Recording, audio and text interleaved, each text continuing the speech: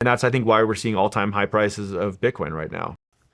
So I think this is a fascinating topic if you study history, right? And there's been, obviously America has the reserve currency today. It's a huge form of power for the United States.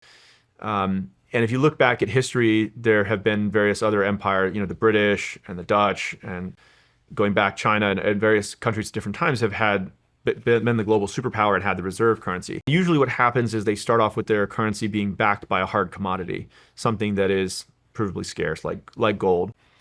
And then eventually, usually during a time of crisis, these countries will, quote unquote, temporarily depeg it from that underlying commodity. And then after a number of decades or whatever, they'll lose discipline and start to overprint it. And then they lose the reserve currency status and some new one arises.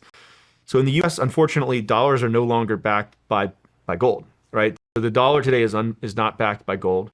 We have started to see more inflation happen with the dollar, but it's like, where's the discipline going to come from, right? Like if it's not backed by a hard commodity, the temptation is always to give people more free stuff to get elected.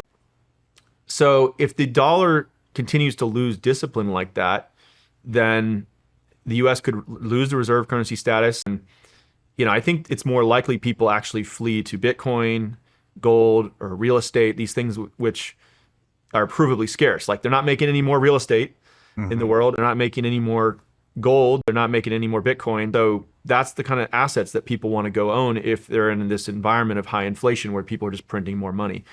And that's, I think, why we're seeing all-time high prices of Bitcoin right now.